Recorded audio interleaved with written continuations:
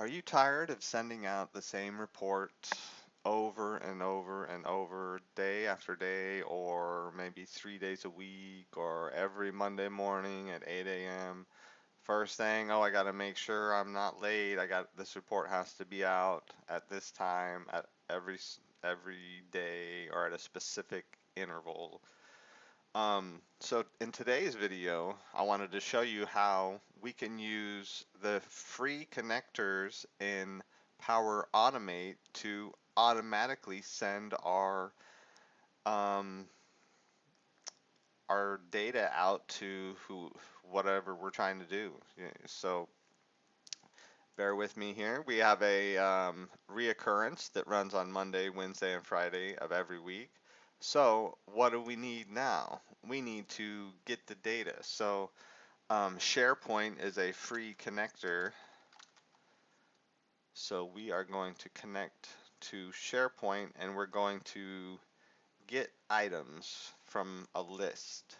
So we have a SharePoint list of items, and basically I'm going to insert my SharePoint website URL here. You'll see a list of names pop up associated with your URL, and you can option to filter anything. But for now, I'm simply going to pause the video while I input my SharePoint URL, and then I'm just going to select a tracking, like a container tracking list. So I'll pause the video and I will be right back when this is connected. Okay, I now have my SharePoint details. So it's pulling from a list of containers, vans, we call them, that have a departure date, a sale date is what they call it, and then an arrival date, and case count, weight, you name it, it's in this list. But so this is going to now every Monday, Wednesday, and Friday, it's going to get all the items from this list. So maybe you're updating this list every day throughout the week and you have to send it out at a specific time. So now as you're updating it, you don't have to worry about sending it out anymore. It's just going to automatically send itself out. So how do we do that? We have to use a select statement, which can be found in our data operations. And you want to select from the value of list of items from your get items property. And so the first thing we're going to want, let's say van, our van number. So over here, you see we have a column named van. So this in our table structure is the column header, and this is the row data that's going to be populated in. So let's do what, like sale date, how about revised sale date, estimated arrival,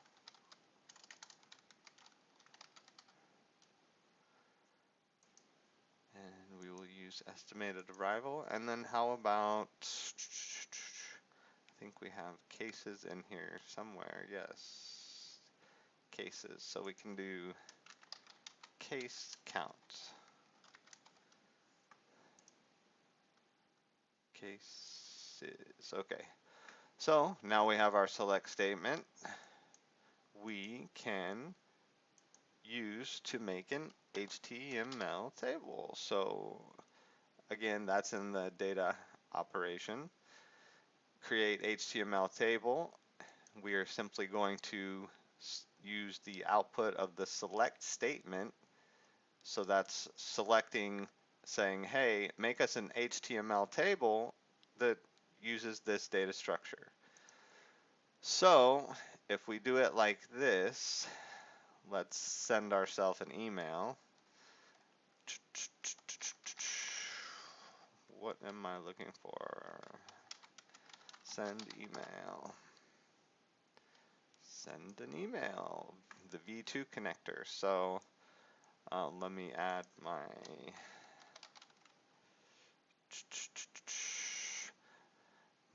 name, and we'll just do Vans in Transit. And from here, let's just do the output of that HTML table. So let's save this.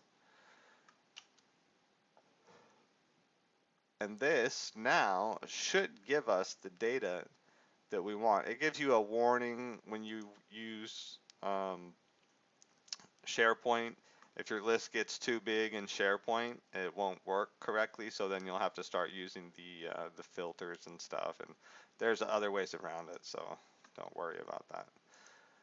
Manually test this. We're going to test this so I can show you how it runs if you just use the raw HTML output. So it ran successfully. Let me go back to the editor mode. I'm going to pull in the email. Whoops. That it just generated. Yep. So we can see this is what we got. Doesn't look very good, does it? I mean, the data's there, right? But it looks like garbage, really. So what do we need to do? We need to go to, you guessed it, Google. And what I search for is W3 HTML table. Sorry, you can't see it up there. But and the first one that comes up, just click on that. It takes you to this table structure that you can try it yourself. So you try it yourself, and you see over here on the left hand side, it gives you the code for the HTML table. But you see how all of this stuff here is manually written out, but we will have an auto populated table thanks to our HTML table creator. So I did copy that, just making sure. So what we need to do is create a compose statement after the create HTML, and we're going to paste in all of that from the W3 schools. Thank you. Okay, so width, do we want this 100?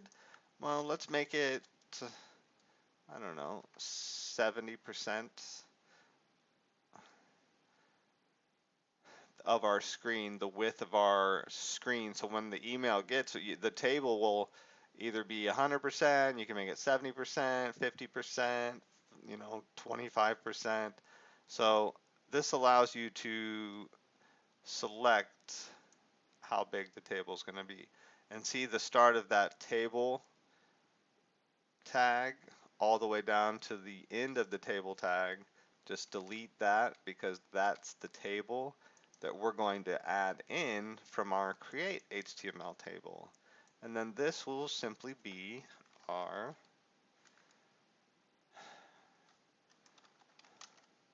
Vans in Transit. Not transfer. Okay, Vans in Transit. Alright, so let's save this. This should give us, oh, we missed a step. We almost forgot to change. See, this is still the create HTML. So we need to switch the body of the email now to the compose statement and save it. Otherwise, we would have just gotten the exact same email. So yes, we get the warnings. And we run the flow. The flow should run fairly quickly. Flow ran successfully. And I should get an email. And my email looks like such. A much nicer HTML. And you see how we put what was it, 70% of the screen. So anytime you move the screen, it's only going to take up that much of the screen. So keep that in mind. If you have a small, say you only have a two column data, you're probably only going to need, 20% of the screen, not 100% of the screen. You're going to have two large columns. So keep that in mind, play around with that. But this now will be sent out 3 days a week at 10 a.m. Monday, Wednesdays, and Fridays, or 6 p.m. Sorry, it was 10 a.m. It depends on where you live. So, and you can change the time to whenever you want. But the goal is to show you that for free, using our free connectors, we can already send out stuff that we might be manually doing ourselves. So if you have files or SharePoint lists or data in SharePoint that you're compiling into an email to send your boss or a distro list, you can now have that done automatically. So it'll run even if you're not at work that day. So thank you for watching the video. I greatly appreciate your time. As always, have a great, wonderful Wednesday, and I will see you next time. Thank you.